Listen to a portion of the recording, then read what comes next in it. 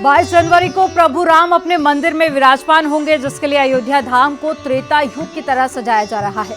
जिस तरह से प्रभु राम के 14 सालों के वनवास के बाद में अयोध्या लौटने पर दिवाली मनाई गई थी, कुछ इसी तरह से करीब 500 सालों बाद में मंदिर में विराजने पर दिवाली मनाने की तैयारी है।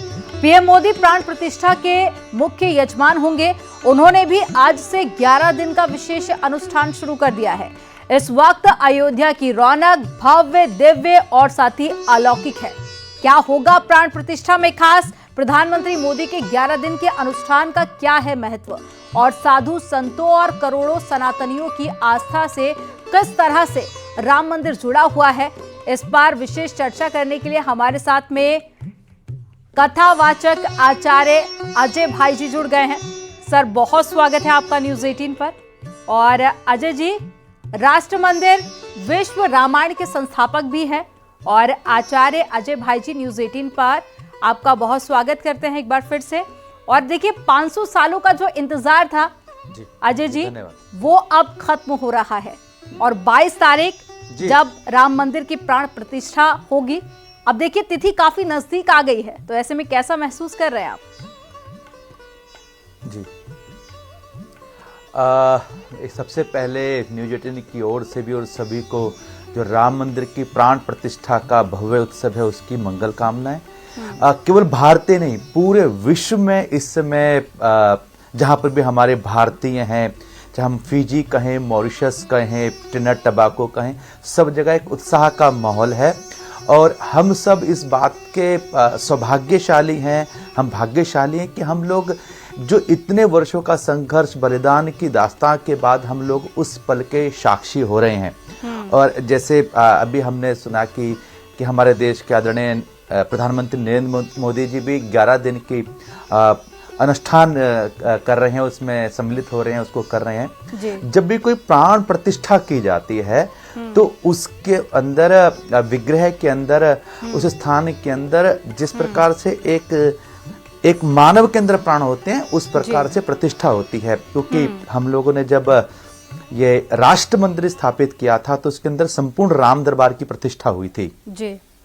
और एक आपको जानकर ये भी खुशी होगी कि राष्ट्र मंदिर में विश्व की पहली भारत माता का भी प्राण प्रतिष्ठा का विग्रह उपस्थित है। तो एक हृदय विग्रह पे लगाया जाता है, एक हाथ अपने हृदय पे लगाया जाता है। और मंत्रों के साथ आप धीरे धीरे अनुभव करते हैं कि आपके प्राण और मूर्ति के प्राण एक हो रहे हैं।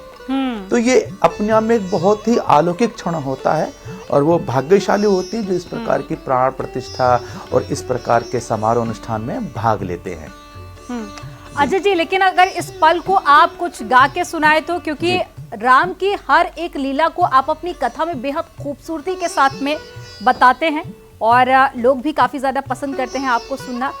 तो एक वो युग था त्रेता युग, और अब कलयुग में त्रेता युग को जीवंत करने की जो कोशिश है, तो आप दोनों को ही अगर अपनी कथा के माध्यम से कुछ गीत के जरिए अगर आप गुनगुना के बताएं तो।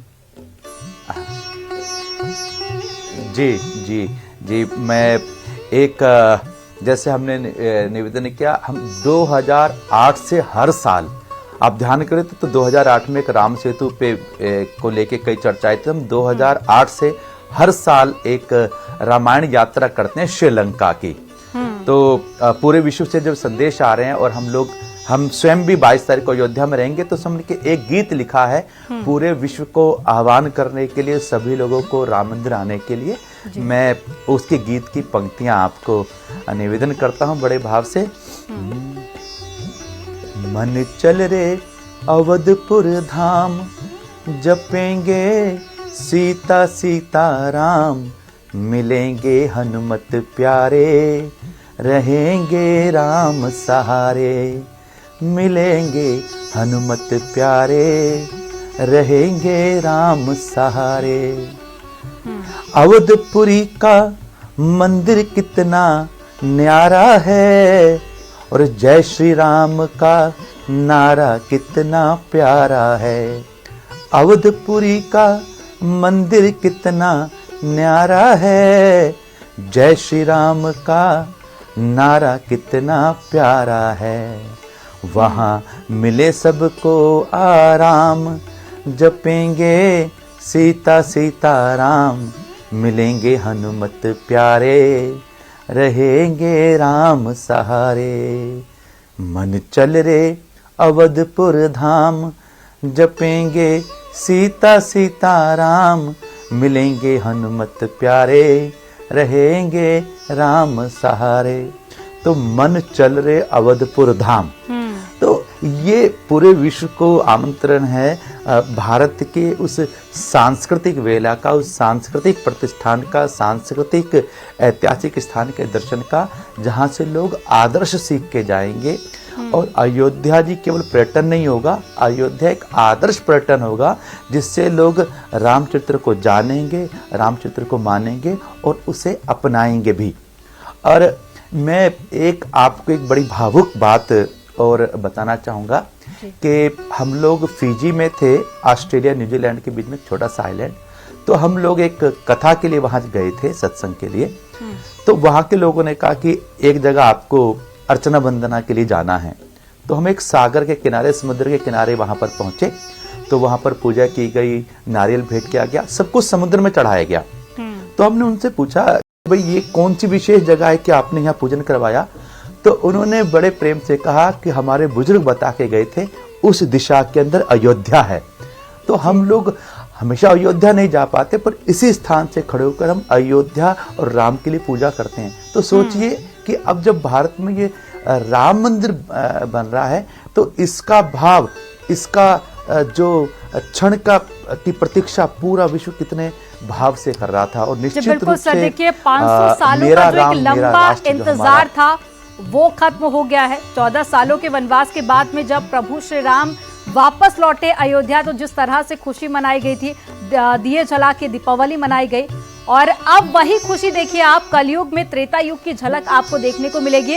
हम लगातार अपने दर्शकों को वो तस्वीरें तो दिखा रहे हैं अयोध्या की, लेकिन उस वक्त जब राम जी लौटे थे और किस तरह का माहौल था, अगर आप भजन के जरिए हमारे दर्शकों को सुनाएं तो। जी देखिए, सबसे प्रेम विशेष बात यह है कि राम सबके प्रिय हैं और सबके हृदय में हैं। अब जो हम गाते हैं, वैष्णव जन तो तेने रे कहिए जे पीर पराई जाने रे। वैष्णव वही है जो दूसरे के हृदय की पीर को जानता है, जो दूसरे के आनंद में आनंदित है और दूसरे के दुख में दुखी है। तो ये राम का चरित्र है जो सबको संपर्क करता है, सबको टच करता है। तो जब 14 वर्ष के वनवास के बाद राम जी आए, तो मैं एक प्रसंग के साथ वो भजन भी कहूँगा। जब 14 वर्ष के बाद भगवान राम जब अयोध्या में आए, तो माँ कौशल्या ने कहा कि राम, तुमको मेरी याद नहीं आती थी? तो राम जी भावुक हो गए और कहा, माँ 14 वर्ष के वनवास में मैं 1 मिनट में आपको भूला था, वरना मैं माँ को हमेशा याद करता था। तो कौशल्या जी ने कहा, वो एक कौन सा मिनट था जिसमें तुम मुझे भूले? तो राम जी ने कहा, जिस समय माँ शबरी ने अपने हाथों से मुझे बेर खिलाए, तो मुझे लगा कि मुझे स्वयं कौशल्या माँ भोजन करा रही हैं। तो इसलिए माँ याद उनको क्या जाता है जब दूर होते हैं, पर शबरी के रूप में आप मेरे पास थी, इसलिए बस मैं उसमें याद नहीं किया क्योंकि तुम मेरे सामने थी। तो ये राम का चरित्र है। और जब राम वापिस आए तो पूरे अयोध्या ने आनंद किया। आइए मैं उसकी कुछ 2 पंक्ति कहता हूँ। राम रंग बरसयोरी आज मोरे आंगन में, राम रंग बरसयोरी आज मोरे आंगन में, आज मोरे आंगन में, आज मोरे आंगन में, राम रंग बरसयोरी आज मोरे आंगन में। पूर्ण हुए सब सपने अपने, पूर्ण हुए सब सपने अपने, राम मिले हैं अपने अपने, राम मिले हैं अपने अपने, राम रंग सरसयोरी आज मोरे आंगन में, राम रंग बरसयोरी आज मोरे आंगन में। तो जब 14 वर्ष के वनवास के बाद आए, तो सब लोग राम रंग में रंग गए। राम नाम की दीपावली जलाई और राम नाम का प्रकाश किया। और हम लोग तो सब जगह आह्वान कर रहे हैं। कल लोग हम हरियाणा से लौटे हैं और कल दिल्ली में बधाई उत्सव है। तो हर एक व्यक्ति राम ज्योति जगाएगा और राम नाम का वो प्रकाश करेगा। तो सबके लिए आज भी इस कलयुग में ये माहौल, ये उत्सव, ये वातावरण वैसा ही है जैसा त्रेता में रहा होगा। तो हम उसके साक्षी बन रहे हैं। ये हम सब लोगों का और इस पीढ़ी का परम सौभाग्य है। बिल्कुल अजय जी, तो ये बात रही त्रेता युग की। आपने बेहद खूबसूरती से बताया कि क्या पूरा प्रसंग था और बहुत ही मधुर भजन भी आपने सुनाया। लेकिन अगर आज की अयोध्या की बात कर ली जाए, आज भी अयोध्या वैसी ही जगमगा रही है। तो आज की अयोध्या और आज जैसे हर एक भारतवासी को इंतजार है 22 जनवरी का, आज के दौर पे आप कौन सा भजन सुनाने वाले हैं? देखिए, मैं बड़ी भावुकता के साथ जो भजन कहूँगा, उससे पहले मैं, जैसे आप जोड़ते हैं तो कुछ दर्शक देख रहे हैं तो वो भावात्मक भी जुड़े। मुझे याद है कि जिस समय राम मंदिर का निर्णय आने वाला था, तो उस समय हम लोग एक टीवी न्यूज़ डिबेट में थे और जब वहाँ से वापस पहुँचे तो हमें पता लगा कि एक बहुत ही आदरणीय, एक विद्वान व्यक्ति नित्यानंद जी बहुत बीमार हैं। तो उनको हम न्यूज़ से सीधा वार्ता के बाद, उस वार्ता के सीधा उनको देखने गए तो बड़े बहुत ही रोग अवस्था में थे। उन्होंने पूछा कि राम मंदिर का क्या हुआ? तो हमने उनसे कहा, बाबूजी वो राम मंदिर का निर्णय आ गया है और राम मंदिर बनने जा रहा है। तो उन्होंने कहा कि चलो अब तो प्राण भी आराम से छूट जाएंगे, और थोड़ी देर के बाद ही उन्होंने प्राण छोड़ दिए। तो आप ये देखिए कितनी भावुकता एक एक व्यक्ति के हृदय में जुड़ी हुई थी। और दूसरा, जब हम राम मंदिर के निर्णय के लिए जब कार्य कर रहे थे तो एक जगह निधि संग्रह की योजना का कार्यक्रम था, कथा थी, तो वहाँ से किन्नर समाज के भी लोग निकले। तो हमने उनसे निवेदन किया कि आप जब कहीं खुशी होती है तो आप बड़े नाचते हैं, मुस्कुराते हैं और सबको बधाई देते, तो हमारे राम जी का भी मंदिर बन रहा है, आप हमें बधाई दे के जाए। तो आपको जानकर आश्चर्य होगा कि उन्होंने खूब मंगल बधाई गाई और संग्राम राम मंदिर के लिए बहुत सी निधि एकत्रित करके उस सत्संग में वो दे कर गए करोल बाग में। तो मैं भी वो बधाई का ही गीत गाऊंगा, क्योंकि अपने आश्रम में भी 14 तारीख से अनुष्ठान प्रारंभ हो जाएगा और मेरे हर एक मंदिर में अनुष्ठान प्रारंभ हो जाएगा राम का विशेष। तो मैं वो मंगलमयी बधाई कहूंगा सबके लिए। आज तो बधाई बाजे अवधपुरी में, आज तो बधाई बाजे अवधपुरी में, अवधपुरी में, अवधपुरी में, अवधपुरी में बाजे, आज तो बधाई बाजे अवधपुरी में। नाचते गाते संत हैं आए अवधपुरी में, नाचते गाते संत हैं आए अवधपुरी में, भक्त जन भी खुशी मनाए अवधपुरी में, भक्त जन भी खुशी मनाए अवधपुरी में, जय जय सीता राम है गाते अवधपुरी में, जय जय श्री राम है गाते अवधपुरी में, आज तो बधाई बाजे रंग महल में। अजय जी, ना सिर्फ अयोध्या बल्कि पूरे देश भर में जो खुशी की लहर है वो साफ देखी जा रही है। भारत के साथ नेपाल की बात कर ली जाए या फिर विदेशों में भी जो राम भक्त बैठे हुए हैं वो भी बेहद खुश हैं और इंतजार कर रहे हैं 22 तारीख का, जब प्रभु श्री राम मंदिर में विराजमान होंगे। हमारे साथ में जुड़ने के लिए आपका बहुत शुक्रिया।